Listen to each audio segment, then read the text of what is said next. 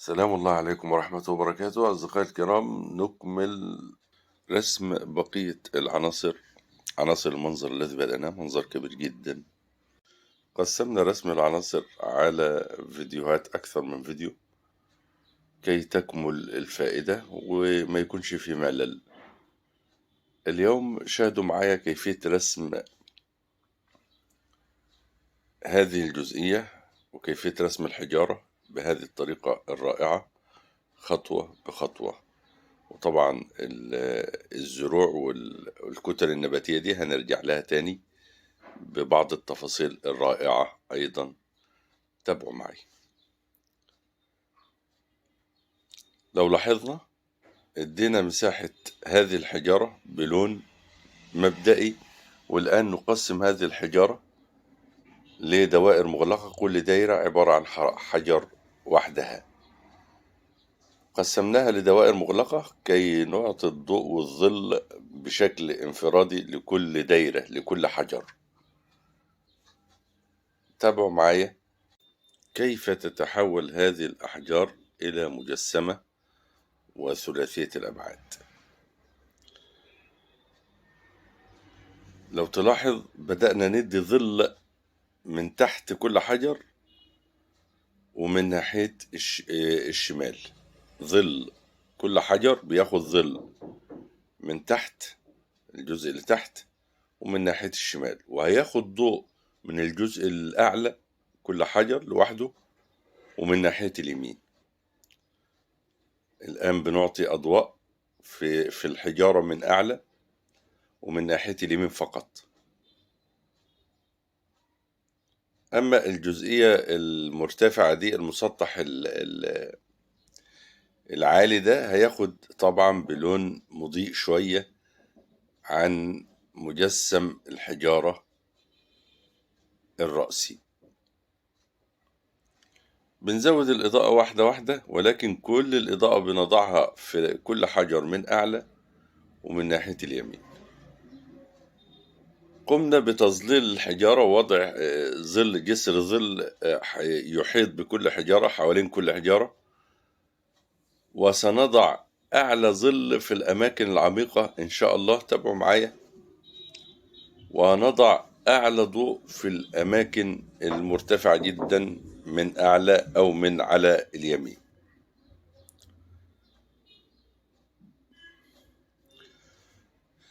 بدأنا نضع ظل أعلى، جسر ظل بين الحجارة والأرض نفسها،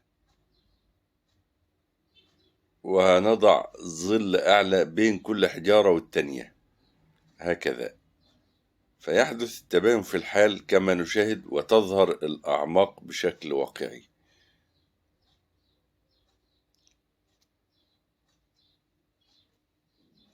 الآن نضع الظل الأعلى. كما نقول دائما، نضع لون مبدئي، لون وسيط، ثم نقوم بوضع الظلال المبدئية والأضواء، ثم بعد ذلك نضع أعلى ظل الذي نضعه الآن. وبعد ما نضع أعلى ظل سنضع أعلى ضوء. ولن نتمكن من وضع الضوء والظل بشكل صحيح وسهل إلا إذا حولنا الرسمة اللي أمامنا إلى مخطوطات، أي دوائر مغلقة، وكل دايرة تاخد ضوءها وظلها على حدة. لو لاحظت كل العناصر اللي أمامنا دي محولة لدوائر مغلقة، يعني البيت حولنا البيت إلى دوائر مغلقة. دايرة الباب، ودايرة الشباك، ودايرة المجسم اللي في الشباك، ودايرة الظل اللي في الشباك. يعني كل جزئية بنحولها لدوائر مغلقة، ثم نضع فيها الألوان ونضع فيها الأضواء والظلال. حتى قصرية الزرع اللي أمامنا دي محولة، يعني هي دايرة مغلقة ككل. حرف القصرية الأعلى الطويل اللي معمول بشكل أفقي ده يعتبر دايرة مغلقة. كما قلنا، تحويل المناظر، مساحة الأرض دايرة مغلقة، مساحة القصرية دايرة مغلقة، مساحة النباتات نفسها دوائر مغلقة، حتى الأوراق نفسها لو عايز ترسم التفاصيل بشكل دقيق جدا هتحول كل ورقة يعني تعتبر دايرة مغلقة وتاخد ضوءها وظلها لوحده. الصخور دي لو تلاحظوا حولناها في البداية إلى دوائر مغلقة، ثم وضعنا يعني كل دايرة خدت ضوءها وظلها لوحدها، فظهرت بهذا الشكل الذي نراه. وعلى فكرة هذه العناصر سنرجع عليها عنصر بعنصر مرة أخرى، هنزود فيه الأضواء في بعض الأماكن والظلال في بعض الأماكن. يعني قصار الزرع دي لسه هنرجع لها، والنباتات هنرجع لها. هنرجع لهذه العناصر نرسم فيها تفاصيل أدق، ونكرر الكلام تفاصيل يعني أضواء وظلال. هنزود الضوء شوية في بعض الأماكن هكذا، وهنزود الظل في بعض الأماكن. وتعالوا نشوف التفاصيل والملامح في المساحات الخضراء. أطراف الأوراق نبدأ نديلها لون مضيء أخضر فاتح، درجات لونية رائعة. بالنسبة للأخضر بنزود الأصفر والأبيض ونضع الضوء المناسب. طبعا اللون الأخضر اللي معانا ده، الأخضر الزيتي ده، داخل فيه الأحمر. اللون الأحمر دخل مع اللون الأصفر والأزرق، ادالنا اللون الزيتي الرائع النباتي اللي أمامنا ده. وبالأبيض بنفتح مع الأصفر، ودرجات متقاربة كلها في أسرة الأخضر كي تعطينا هذا التشكيل الرائع.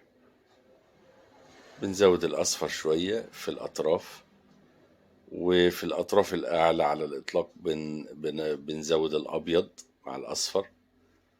وطبعا في الأجزاء اللي فيها حرارة بنزود شعرة خفيفة من الأحمر كي يعطينا الأخضر المائل للبرتقالي. هذه الدرجات. طبعا دائرة الألوان، في فيديو لدائرة الألوان نرجع له، هيفيدنا جدا في كيفية استخراج أي لون في الوجود. والآن تعالوا نروح نشوف درجات السلم وكيفية إنشائها. ركز معايا جيدا في هذه الخطوات. أنشأنا مجسمات كل درجة بشكل مبدئي كده. اتحددت كل درجة، مسطح كل درجة، وأيضا المجسم الرأسي. وهنبدأ نضع جسر ظل بين كل درجة والتانية. يعني الأول ندي بعض الشقوق في الأرض ودرجات السلم دي بلون مبدئي.